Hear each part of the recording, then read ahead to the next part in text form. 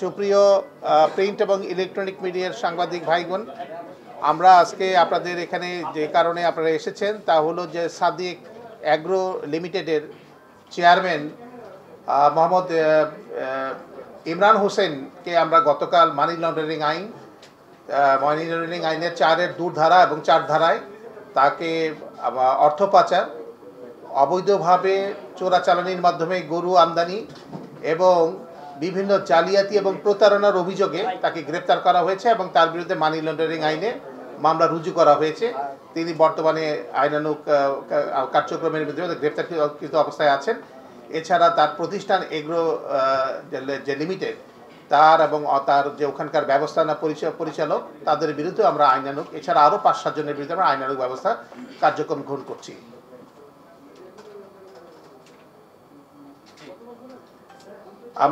আপনারা জানেন যে এই সাদেক এগ্রোর চেয়ারম্যান ইমরান হোসেন উনি মানি লন্ডারিং মাধ্যমে দেশের থেকে প্রায় 133 কোটি টাকার উপরে হবে অর্থ দেশের বাইরে পাচার করেছেন।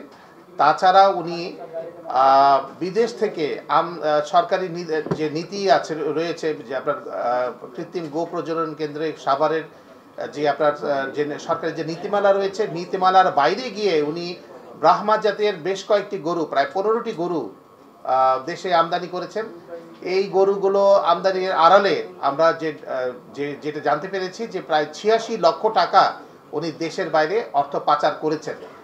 এছাড়া আরও কিছু বিষয় তদন্ত রয়েছে। আর ওনার নামে বিপুল সম্পদের আমরা প্রমাণ পেয়েছি প্রাথমিক অনুসন্ধানে। আরও অনেক তথ্য আমাদের কাছে আসছে। আমরা প্রাথমিক যে অনুসন্ধানগুলো যেগুলো পর্যালোচনা করেছি সেগুলো দেখতে পেয়েছি যে প্রায় 11 কোটি টাকার উপরে বিভিন্ন ওনার প্রতিষ্ঠানের নামে এফডিআর করে পরবর্তী পর্যায়ে এফডিআরকৃত টাকাগুলো দেশের বাইরে লন্ডার করা হয়েছে। তো বিভিন্ন অভিযোগের বিরুদ্ধে তাকে গ্রেপ্তার করা হয়েছে এবং বর্তমানে একটি বিচারাধীন বিষয়। আমাদের তদন্ত কার্যক্রম শুরু হয়েছে। গতকাল যেহেতু উনি গ্রেপ্তার হয়েছেন, তদন্ত কার্যক্রম শুরু হয়েছে। আমরা হয়তো বা আরও নিকট ভবিষ্যতে আপনাদেরকে আরও এই বিষয়ে বিস্তারিত জানাতে পারবো।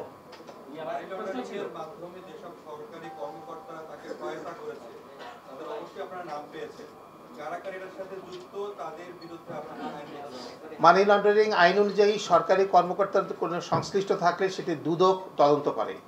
মানি লন্ডারিং আইন অনুযায়ী সরকারি যে কোনো কর্মকর্তার যদি মানি লন্ডারিং এর সাথে সম্পৃক্ততা পাওয়া যায় সেটির তদন্ত করবে দুর্নীতি দমন কমিশন।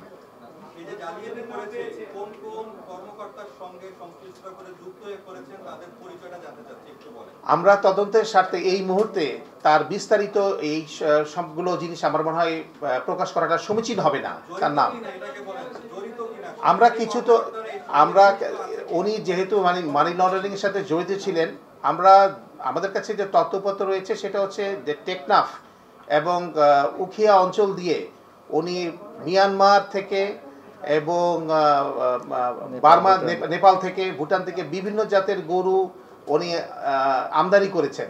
যেহেতু এটা একটা বিরাট বড় এরিয়া, অনেক বড় একটা পোরাস বর্ডার, আমাদের ধারণা যে হয়তোবা এখানে অন্য কোনো ব্যক্তি এবং গোষ্ঠী তাদের সাথে জড়িত থাকতে পারেন। তো এই বিষয়টি তদন্তাধীন রয়েছে, আমরা সামনে আপনাদেরকে জানাতে পারবো। উনি যে মানি লন্ডারিং করেছেন এই বিষয়ে আমরা কিছু ব্যাংকিং অবৈধ লেনদেনের আমরা তথ্য পেয়েছি। আমরা তদন্তের স্বার্থে ওই বিষয়গুলো আমাদেরকে একটু গোপন রাখতে হচ্ছে। যে ব্যাংকগুলোতে, আমরা কোনো ব্যাংকের নাম উল্লেখ করছি না, যে ব্যাংকগুলোতে ওনাদের অবৈধ লেনদেন পাওয়া গেছে এবং মানি লন্ডার হয়েছে, সেটার যে টাকাগুলোর উৎস এবং টাকাগুলোর পরবর্তী পর্যায়ে প্লেসমেন্ট অ্যান্ড লেয়ারিং যেটা আমরা বলি, সেগুলো যেটা হয়েছে তাতে আমাদের কাছে প্রতীয়মান হয়েছে প্রাথমিক অনুসন্ধানে যে উনি মানি লন্ডারিং এর সাথে জড়িত।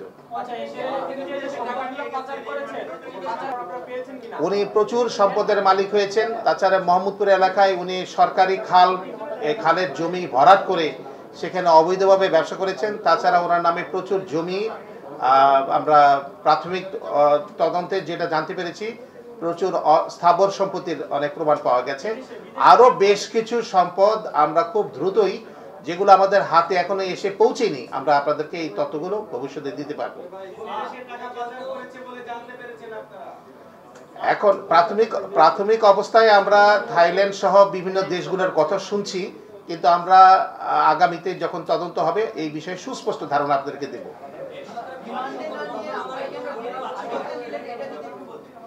জি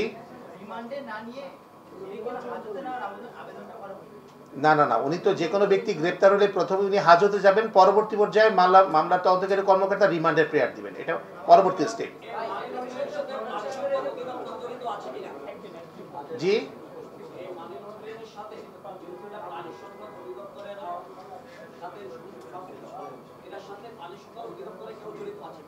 প্রাণী সম্পদ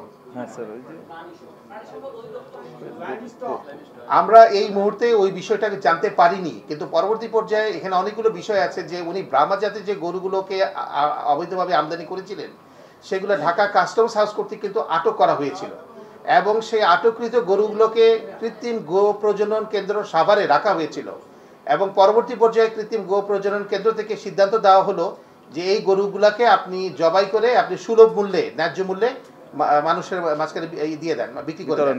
কিন্তু প্রবলেম হলো যে উনি এই গরুগুলাকে জব করেন নাই, জব না করে উনি জালিয়াতির মাধ্যমে কাগজ তৈরি করেছেন যে উনি জব করেছেন। আসলে উনি জব না করে এই গরুগুলাকে তিনি উচ্চ মূল্যে 11 কোটি টাকা মূল্যে উনি বিক্রি করেছেন, এবং এই টাকাটাকে উনি দেশের বাইরে লন্ডার করেছেন।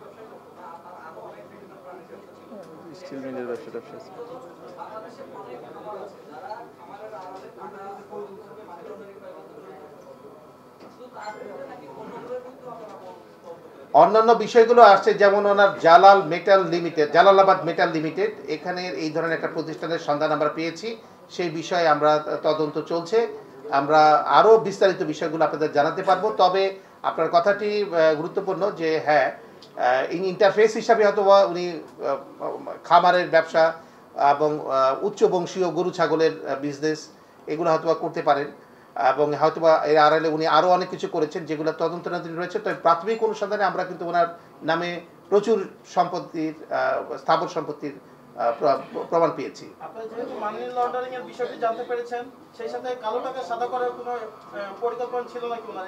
যেগুলো জানতেন সেগুলোকে মামলা আকারে আমরা যখন নিয়ে আসি, অর্থাৎ কারো বিরুদ্ধে যখন মানি লন্ডারিং আইনে মামলা হয় তখন কিন্তু এগুলো সুনির্দিষ্ট প্রমাণ লাগে। আমরা অনেক কমপ্লেনই অনেকের বিরুদ্ধে পাই যেগুলো পরবর্তী পর্যায়ে আমরা সাবস্টেনশিয়েট করতে পারি না। অ্যালিগেশনগুলোকে সাবস্টেনশিয়েট করার জন্য আপনার ডকুমেন্টারি এভিডেন্স লাগে। মানি লন্ডারিং আইনে যে অনুসন্ধান হয়েছে প্রাথমিক অবস্থায়, অনুসন্ধানের পরবর্তী পর্যায়ে আমরা এই মামলায় উপনীত হতে আমাদের যে তথ্য প্রমাণগুলো দরকার ছিল সেগুলো আমি সরকারের বিভিন্ন সংস্থা, বিভিন্ন ব্যাংক থেকে আমরা পেয়েছি। তার ভিত্তিতেই কিন্তু আমরা এই মামলাটা চলমান স্টার্ট করেছি। পরবর্তী পর্যায়ে অর্থাৎ তদন্তের পর্যায়ে যখন আরও অনেক কিছু রিভিলড হবে আমরা অবশ্যই আপনাদেরকে জানাবো।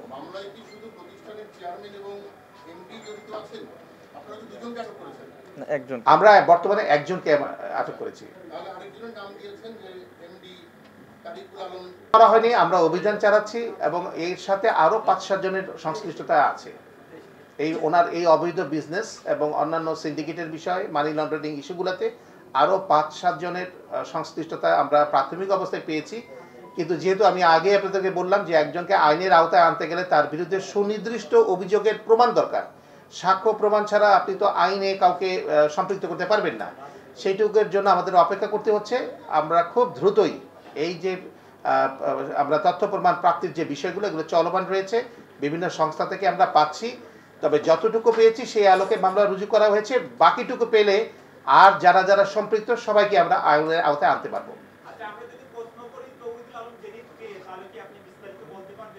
উনি সাদিক এগ্রোর একজন ব্যবস্থাপনা পরিচালক, ওনার ব্যবসায়িক পার্টনারও। এতটুকুই পরিচিত আপাতত, আপনারা জানেন, বাকিটা ডিটেলসে কাজের মধ্য দিয়ে পরিচয়। আর কিছু জিজ্ঞেস করবেন?